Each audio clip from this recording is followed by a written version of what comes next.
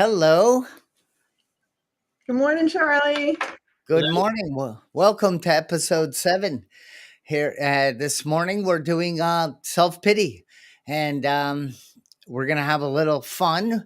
And today, as well, of course, Brenda's with me. I'm Charlie Collins with Thriving Blind Academy and Blindsided Podcast, and I'm excited to be here with you this morning.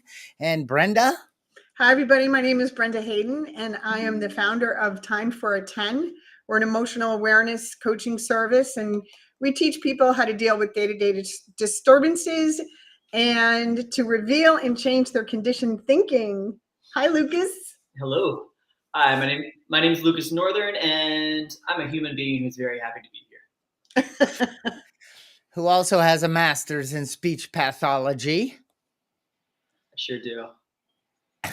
And so today we want to talk about the pit, or falling into, or attracting, or triggering self-pity. And what does that look like? What does that feel like? And what does that help drive us to do or not to do? And I'm going to share a little story about, excuse me. I traveled a lot, and for a job I was doing, and I got to the airport, and there was an issue with. I got there, and I walked up to the counter, and I don't know, but I went to pull out my magnifier. Legally blind. We won't go. We will talk a little about what self pity that brought into my life, but now I'm okay with it. I'm working. I'm using the right tools. I'm planning. I don't want to trigger that deep self-pity that crops up when I focus on lack and what I don't have, and scarcity and comparing. So anyway, I'm at the airport, and I go to reach in my pocket, and I don't have my magnifier. And I felt like instantly separate, disconnected. I felt sorry for myself big time. Like I'm blind. I have legal blindness, but with the right tools and mindset, blindness isn't an issue. It's just my thinking, and it triggered, and I panicked. I'm like, what am I going to do? I won't be able to read my phone. I won't, and then my flight. So isn't this funny? It's not funny back then, but my flight got delayed. Matter of fact, it got canceled, and it was due to the airline's issue. So they put me up in a hotel in Connecticut. So instead of, because I don't drive, I rely on train, all these variables kicked in, like, poor me. I can't believe I'm stuck here. And I called my wife, and I said, this is the situation, but here's the problem, the real problem. I don't have my magnifier. And she got in the car and drove all the way up to the airport and handed it to me. And I'll tell you, this little thing, that this little guy completely removed self-pity. Like, I was so grateful. Gratitude came back. I felt connected. I felt, I can do what I got to do. Anyone have any experiences with self-pity? I was sitting here listening to your story, Charlie, and I'm starting to feel a little anxious because that actually seems pretty reasonable to me. To have that kind of experience when you lose something that you rely on a day-to-day basis to function, right? So, and I'm thinking about my experiences with self-pity, and they are so much less justifiable, if you will. I could easily get up, on a Monday morning and say, oh, I have to go to work today. And then it'll be raining outside, and I'll be like, oh, I can't believe it's raining. I have to drive to work in the rain. Like, that's the basis of my self-pity. There's nothing really justifying it. Like, I have a really good job. I get paid really well to do what I do. I have a car that can drive me to work. Those aren't the things I'm thinking about. I am thinking about the other side of it. I have to do this, and I want to sleep in. And so that's the forms of self-pity that I've been entertaining on a pretty regular basis.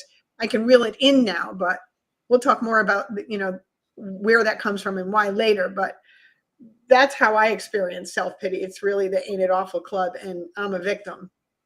What about you, Lucas? Unfortunately, I've never felt this feeling, so I'm not sure why you guys had me on this morning.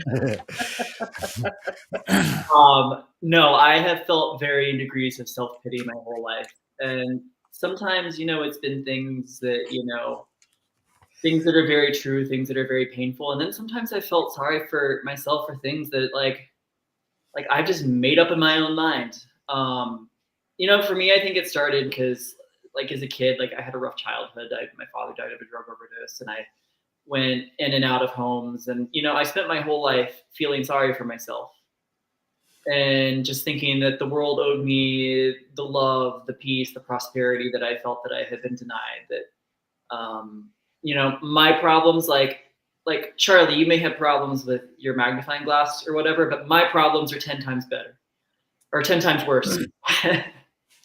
So, there's this self-centered feeling that the only things that mattered were me, my problems, my pain, my failure. And it's really like it's a miserable way to live life. It's the feeling that openness, that joy that you feel in the happiest moments of your life. It feels claustrophobic, and you get stuck in your own head. So there's big issues like that, and then there's other times when I feel sorry for myself. Like I felt sorry for myself this morning. I walked into the gym and I couldn't find my key fob, and I was like, oh, I'm so stupid. And then I was like, oh wait, I have an app on this phone thing that I carry around everywhere, and I can just do that. So it ranges from very big to very small, but it's part of you being a human being. It is, and I think the recognition, the awareness, I'm starting to go into me and about me. And I love that you said that, Lucas. It's like, oh yeah, I'm sure that sucked for you, but let me give you my 9 other ones that are way better than your one suffering. And that's when we fall into comparing. Brenda, you said victim. Ooh. Boy, when you keep saying have to, it's like victims use that language. I have to. No, you don't. You choose to. You Exactly. choose to get in the car and drive. And oh, by the way, you have a license. Aren't you lucky? And you choose to go to a job and make a difference and work and play full out and help others. But we fall into me too. I mean, this sucks, I say. Or what's wrong with me? Or how come this always happens to me, never for me? Of course, that does move to it's a quicksand. Self pity is a quicksand. It's self absorption. It's I can't see outside the lens of me. And I can't, you might be, you might have fallen, you might have gotten to, oh, too bad. I don't really care about you because I've got to tolerate me. And I'm not of service. I can't live free of that bondage, that pity. What a word it is, but that self-pity. It's like people that get up. Okay, me, I should say, but I am very aware of it outside of me now because I've owned it. I have looked it face to face and said, ouch, this doesn't serve me, nor does it serve the people around me. Maybe Lucas, when we were talking, you said, I like to make sure that others notice it so they feel sorry for me. Join that pity party. Just it's going to be okay. Oh, thank you. Let me go have some ice cream. Let me feed this pity. You know what? You bring up a really good point, Charlie. Excuse me. Allergies are starting to kick up with the spring coming in. So you bring up a good point, and so did Lucas. It's the All About Me Club. So I would only see the world as it related to me. I could only see what was happening to me. I really couldn't even see the whole world. And when I'm living in this little box that's just actually from the neck up, and this is the box, any small thing that happens becomes a really big deal because it's happening in this little tiny space, right? And there's nothing else coming in except what's happening to me. And for whatever reason, I was listening to a couple of audiobooks on how the world is today, how the mindset is today. And it's almost fashionable to have a victim mentality and get a bunch of people to validate that victim mentality. Oh, yeah, that's awful. That's happening to you. And oh, I can't believe this is going on again. And for whatever reason, there's a lot of camaraderie in that arena between people. It gives other people permission to also be victims. And then there's common ground for connection. There's a lot of fear going on in the world, and sometimes a lot of difficulty for people to connect. And this is a really good way to connect on, oh, it ain't an awful club. I think we talked about that a few podcasts ago. And you said something else. When you're in a self-pity mode, there's no accountability. There's none. No accountability. And I think that's more why I go there, because then I don't have to look at my part in being in the position that I'm in Something that moment. went wrong. Please try again. Sorry. Well, something went wrong. Please try again. Yeah, she's been turning on like that without any provocation whatsoever. I feel so bad. I feel awful about. Isn't that awful? It's happening all the time. Yeah.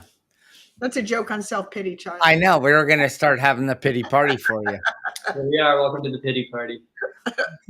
Brenda, you said it's so much easier just to like go into self-pity and feel sorry for yourself rather than to take some sort of just like constructive action to do something about the problem. I think back to I got off of most social media a few years ago because I would just use social media as a tool to get people to feel sorry for me. I think social media is great. I love social media.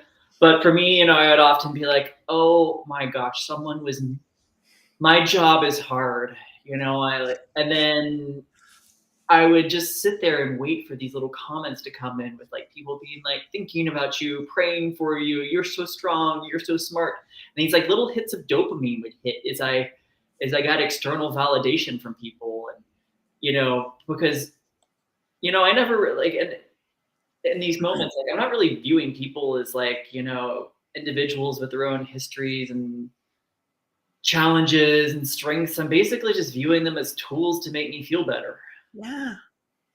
Like you exist to make me feel good. And that's a very self-centered and sort of just awful way to go through life, because it makes it hard to form relationships with other people when their primary purpose is to make you feel good and not for you to like, how can I be helpful to them? It's an excellent point.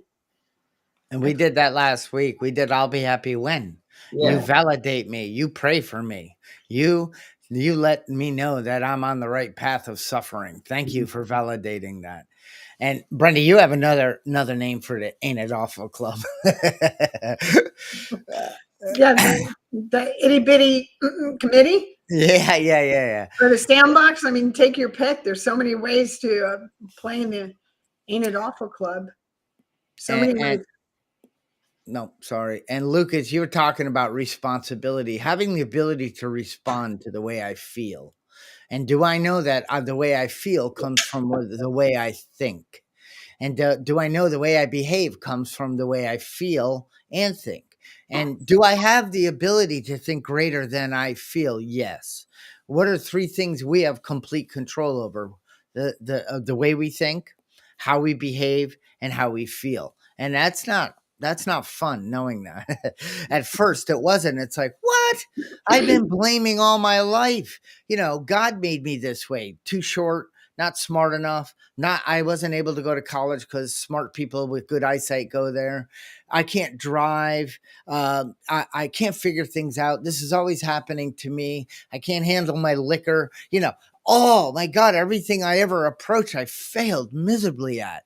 And then I just disconnected. I don't want you to feel sorry for me. Don't even pay attention to me, because you feeling sorry for me made me felt more disgusting, because deep down, I knew there was a better way, but I wasn't willing to surrender. Wow. You guys both said 2 things that prompted this to come into my awareness. And one was that things are happening to you, right? And I see this a lot in my own life, where something will happen and it's happening to me. And then I was taught, well, what if it's just happening and it's not really happening to you? And in doing this work, and a lot of this work that we've done together, A lot of the situations that I used to ruminate about was because I was personalizing the event, whatever the event was. It could have been traffic even, or it could have been, something, I had an argument with my partner, or my child did something, and it was all happening to me. And the person I was working with, the coach I was working with, said, well, why don't you remove the to me? And it's just happening. Now, do you feel sorry for yourself? Well, when I depersonalize it and it's just happening, no. Part of when you personalize it and it becomes personal, that's when my emotions start to get triggered and I start to get activated, when I'm making it about me. And Lucas said that. And you said that too, Charlie. Well, who else is there? Oh, there's people in the chat. I probably should read the chat for a second. Good morning, everybody. Hi, Carrie. And Imagination, the Awakening said, birds of a feather flock together, whether it's positive or negative proclivity. Belonging is a human need that finds a way to be enforced, even when it goes against our deepest desires. Whoa, that's brilliant. Well, all I know is that you wake up to the truth of suffering. And all I know from my life was I needed people like you guys. I needed to talk about it, not try to bring you in. See, now I'm saying, oh, something doesn't seem right. I'm not trying to bring you into my party, to my pity party. I'm not trying to, have you feel sorry for me anymore, because I realize, like you said, Lucas, yes, in the initial stage of that release of dopamine, that comfort I'm trying to do, our brains like to keep us safe. They don't like us to push against what it thinks is keeping us safe. So I realize that this really feels gross, and when I'm in this, I do more behaviors that hurt me more. And I shut the world of possibility and growth right out of it's not even present for me. It's the person that only talks about them. They say, oh, today's not a good day. Oh, I don't feel good. My this. Oh, God, I can't do this today. And oh, I have to go to the doctor. And it's like, ugh. It's like, please, what can you do today? Or the person that knows everything, the one that, bah, bah, bah, bah, bah, bah, bah, because they're too afraid to stop for a second and let that set in, that maybe I don't know everything. I don't want to know everything. I just want to be present to. I woke up today thinking this, and does this serve me? Who do I compare to? Lucas, you do it. I did it. Brenda does it. Social media is a devastating thing. I don't use it much at all. But what I'm going at is comparing. Why do we compare? When you compare, and this is a question for those of you watching us live, when you compare, there's two things that happen. You either come out better than or worse than. Nobody compares and says, I'm the same, because why compare? And another thing is, when we compare, then we complain. I'm not, and I might call Brenda and say, I'm complaining about this comparison. I'm not telling her, but about this situation. And Brenda would say to me, why are you telling me? If you have something you need to go talk to a person that you're having an issue with, that person can help you with that. I can't. And I'm like, well, I just want to complain about it. I don't want to do anything about it. I want them just to be nicer. I was thinking, you were talking about the idea of like everything happens because of me or to me. Like I'm always, like making yourself the victim. And one thing I've been thinking about is I've been like dabbling a lot in a lot of like Buddhist writing lately, just to explore all sorts of ideas. And there's this idea that's like, it's like super complicated, and I'm scared to talk about it because like I don't completely understand it. But it's the idea basically of something called dependent origination, which is like, like I wake up and I think that things are happening to me, for me, because of me. But really, like anything that happens to us is basically, those like Russian nesting dolls. You open one doll and then there's another doll and then there's another doll, and you keep going and more and more and more dolls, and they get tinier and tinier. Um, Causes and conditions, things that happen. So, for example, if I wake up and like my partner is in a bad mood, I think, oh my gosh, what did I do last night? They're mad at me. It's all about me. It could have been that like they got a headache in the middle of the night or something happened that day. Like someone said something to them at work, and that person was having a hard time because like they were worried about not having enough money to buy their house to pay their bills. And like there's this endless series of causation that goes on. And I can't speak for all of humans, but I know for me, I tend to like the closest thing wherever I go, there I am. So I want to link causation to what I'm doing. But like ultimately, like I don't know why things happen. And it's most certainly not as much about me as I think it is. I hope that made sense. Yeah, Lucas, it makes perfect sense. And there's I did a little video a while ago, and it says, "Who am I thinking about 98% of the time? Me. Who are you thinking about 98% of the time? Yourself. So how can anything I do be about you? How can anything you do be about me? It just isn't." And it's that, I think part of why we go back to our conditioned thinking, why we personalize it and make it about ourselves, is because we have all of this trauma sitting back there that isn't resolved yet.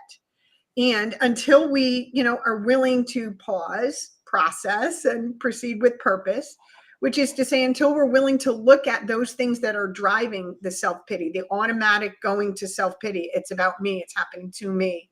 I have to go to work today instead of being grateful. Until we work through the things that are causing that, you talk about causation. That's kind of how our mindset is going to be when we wake up. And not to hog the mic, but in the looking at that causation, right? It's really not all that hard on a daily basis when you have a self-pity thought. And we talked about this in the podcast too. And I teach this to some of my students. When you have a negative thought, immediately balance it with a positive one. If you think about a negative thought, right? So you're in your house and all the windows are open and it's a sunny day and all the lights coming in, and you open the basement door and you take a step down, right? That's a negative thought. Now, if you balance that with a positive thought, you can still stay on the ground floor, right? With all the light coming in. But if you don't do that balancing, like, I have to go to work today, but I'm so grateful that my bills are paid because I'm working, right? So now you're not going deeper and deeper and deeper into the darkness, but you're kind of balancing it out. So that's one of the things I do when I automatically go to that self-pitying mode, because I'm still working on getting through all of those early childhood traumas and conditioned thinking that makes me feel sorry for myself and puts me in victim mode unconsciously. Well, I'm in the right place again, and that falling victim to the belief that somehow, someday, something outside of us is going to make us better. It doesn't mean that our environment that we have control over, we can set up for success and for love and for all the things we need to do to thrive. But if I'm waiting for somebody to show up at my doorbell that has the magic pill or the solution to my self pity, I know I'm fooling myself. And I know each one of us believe deeply that we were born with some freedom in us. And I just got to take a look. Like I keep hearing, it's like, what happened? What did I do? What did I bring in from yesterday today that is unresolved? What am I putting on another human being in my home or somewhere I go that they should have acted or done a certain way? And when people don't, I take it personal. I start feeling sorry for myself. No one gets it. Oh, I don't understand, and it's like, I'm not holding up the mirror. I used to have a mirror that I was going to, of course, start a company with it. And my mirror was going to be magnified a little. And at the top, I was going to say LWAM, life with a mirror.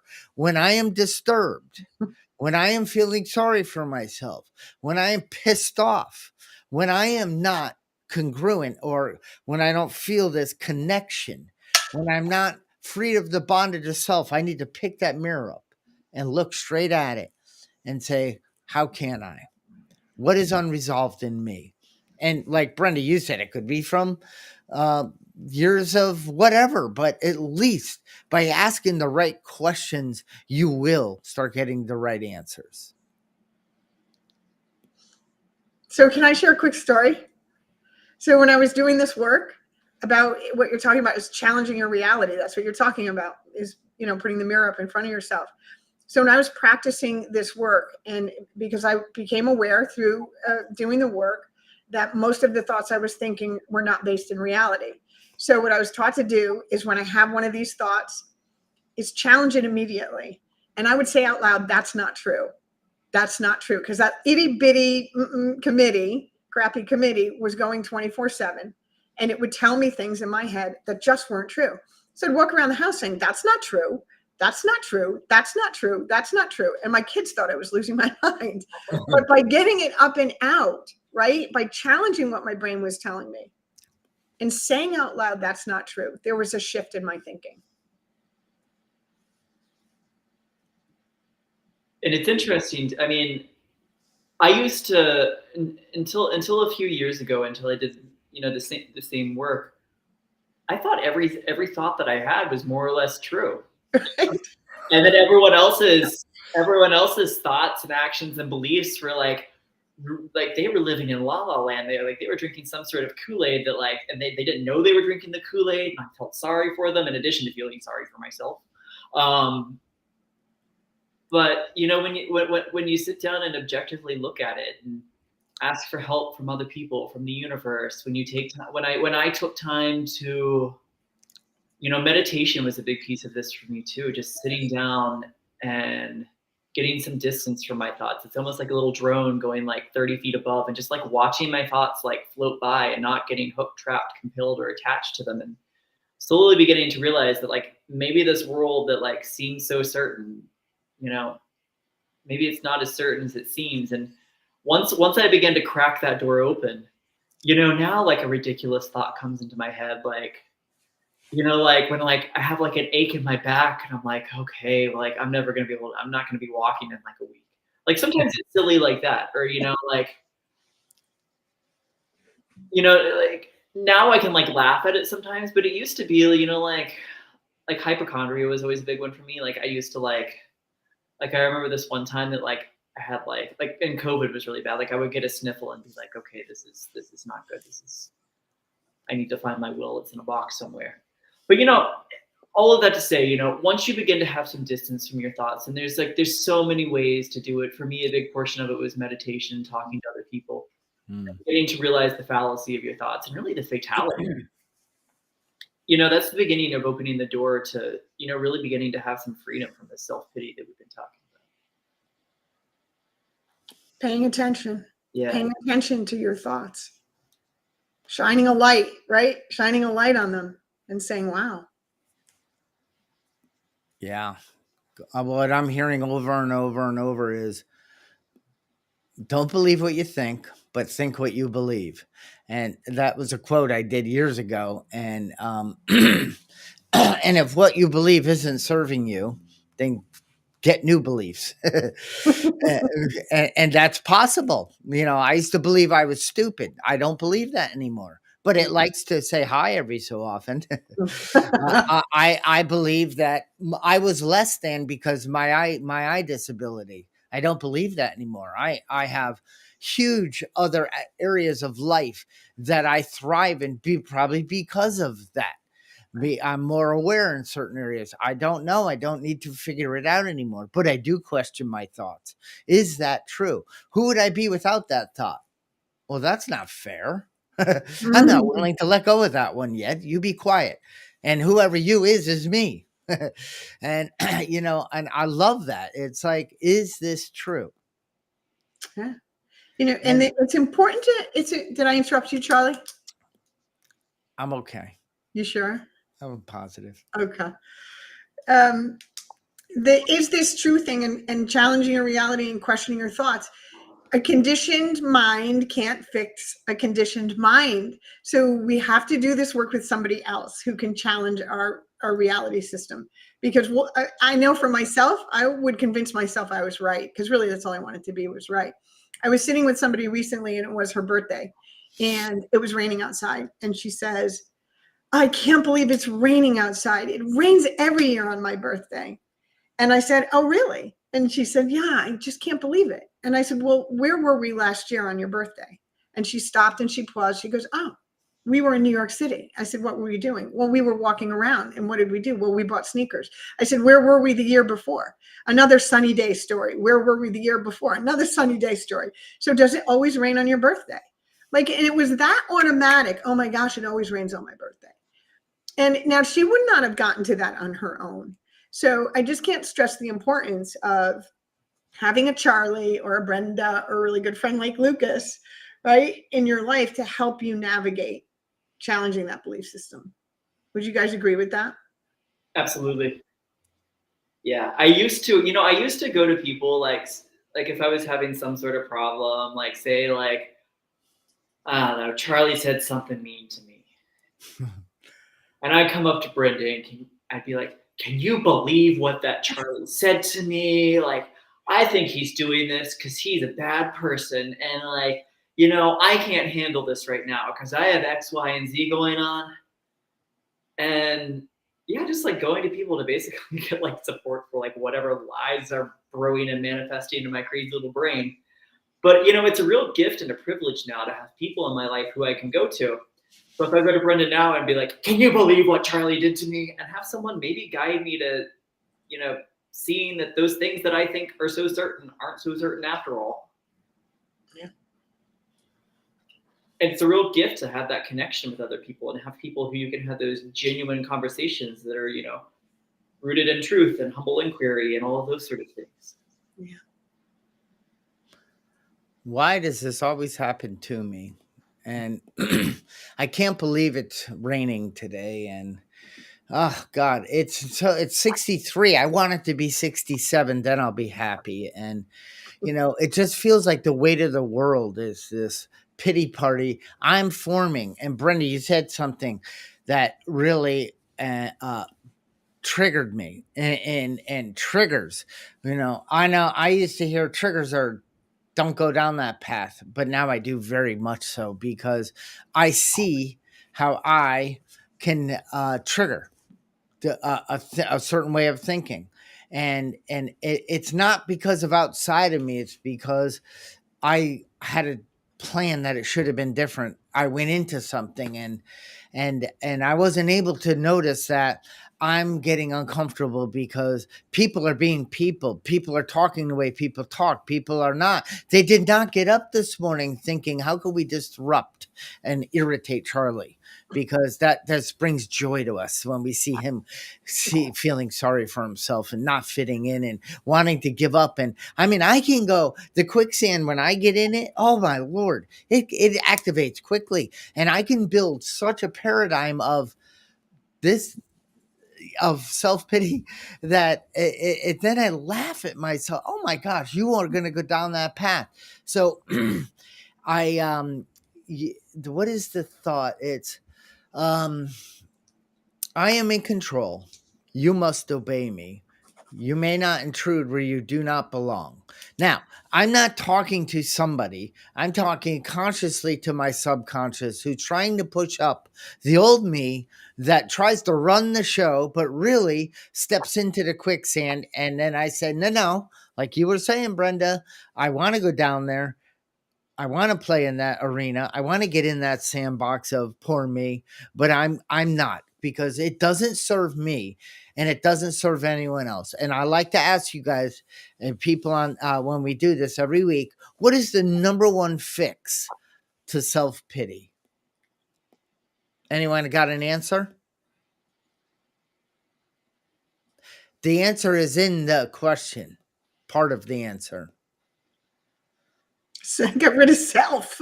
Exactly. And how do we do that? By serving someone else. Exactly. By going to pay attention to the needs of a senior or a less fortunate because you think you got it bad. Oh, baby, let me take you into Waterbury. No offense. But there's areas of this town I live in. People got it a whole lot worse than Charlie does. But who cares about them? But then when I do, and I go down and I say, how can I help you? I don't have self-pity anymore. Matter of fact, my needs are getting met by serving somebody else. So what I love to always bring in is like when I am in the thick of it, when I am, it's like if I have that thought, why don't you go see if somebody you could help somebody? Because obviously you're not helping anybody right now. Absolutely. What do Yeah. you think, Lucas? One thing that I do, I mean, when I get into resentment, when I get into, this is another topic entirely, but like anytime I feel sorry for myself, it always leads to resentment. Yep. Is just loving kindness towards another person. If I'm upset, may you be happy, may you be healthy, may you be free. Um, and not only saying that, but going and taking some sort of action to remediate that. And rather than feeling sorry for myself, like I feel very grateful because I have a life where I can go out and help all sorts of people in different ways every day. As Charlie said at the beginning, I'm a clinician, so I work with kids with communication difficulties. So each and every day, I have been given the opportunity to go out and help a child learn how to say their first word or communicate that they want more milk when they have no other way of doing so. I have the opportunity. I do a lot of work with people with autism, so to go out into the community and learn how to order off of a menu. And there's really there's no other fix for getting out of my head, out of feeling sorry for myself than realizing that it's not just me. I am part of this universal collective consciousness, and I am not this just lone wolf struggling as I meander across the universe. I have the opportunity to basically get out of hell when I start going into it every time. I think you bring up a really good point, and that is that we're all connected. And when I'm in self-pity mode, and oftentimes I'm in self-pity mode, if I really peel the onion, it's because I'm not getting what I want. I'm not getting what I want. And, when I'm in self-pity mode and I'm thinking that way, there's two things that's going on. I have an exaggerated sense of value of my impact on the world, right? Why isn't everybody thinking about me and what I want? I'm thinking that the people are doing things to me when they're not, right? Because I'm not that important. People are thinking about themselves. They're not thinking about me.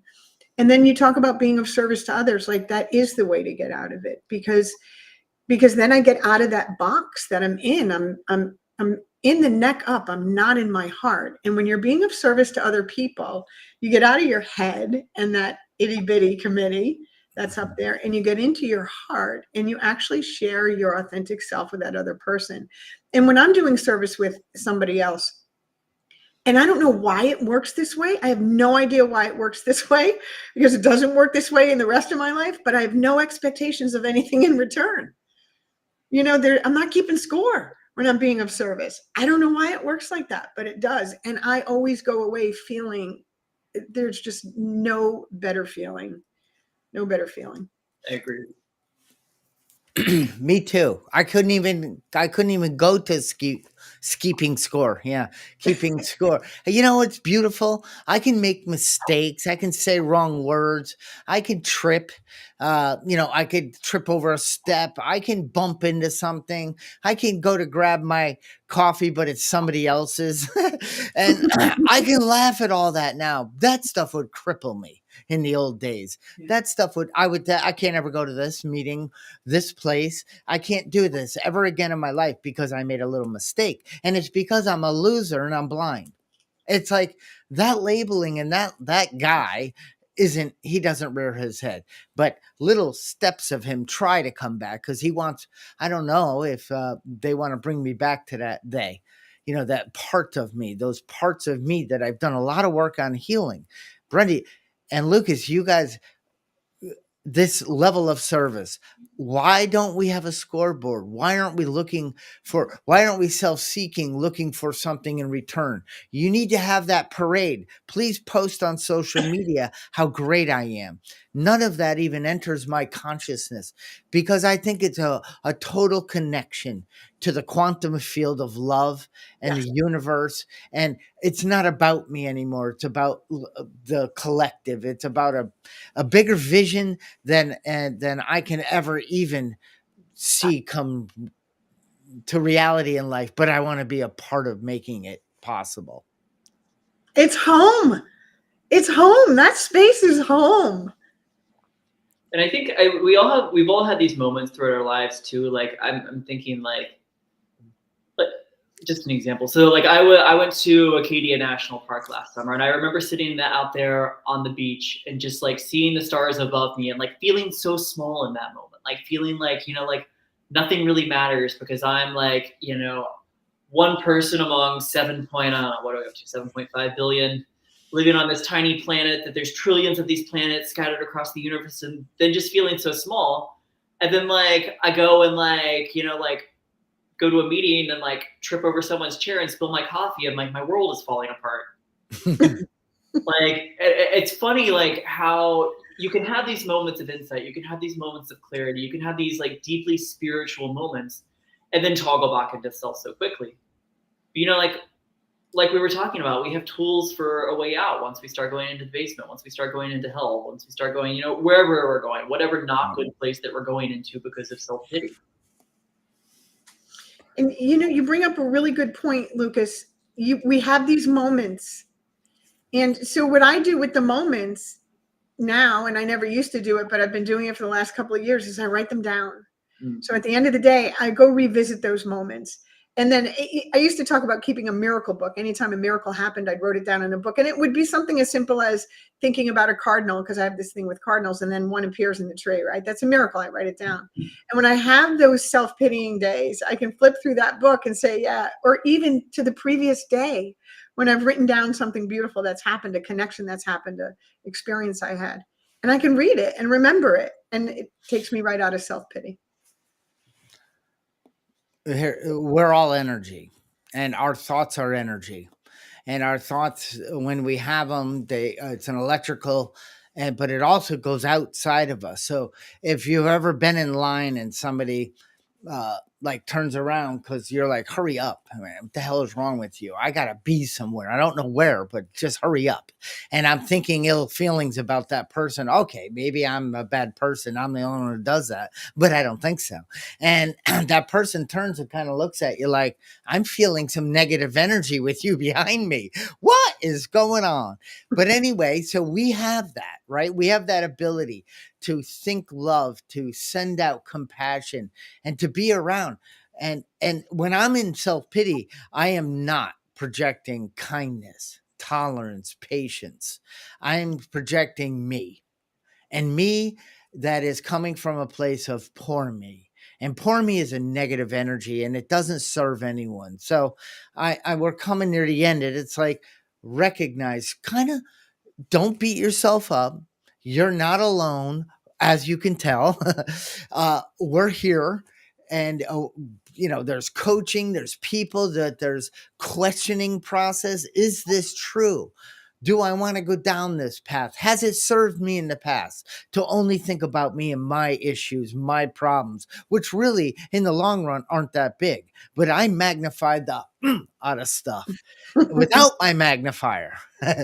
So, you know, that's what I'm walking away with. I'm just a little more clear. I'm a little more awake on the mind that is in me every day.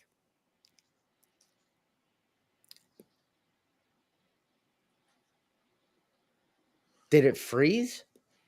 No, I'm just taking it in. Taking it You in. guys are messing with the visually impaired Such guy. I'm good like, oh stuff. crap. Such good stuff.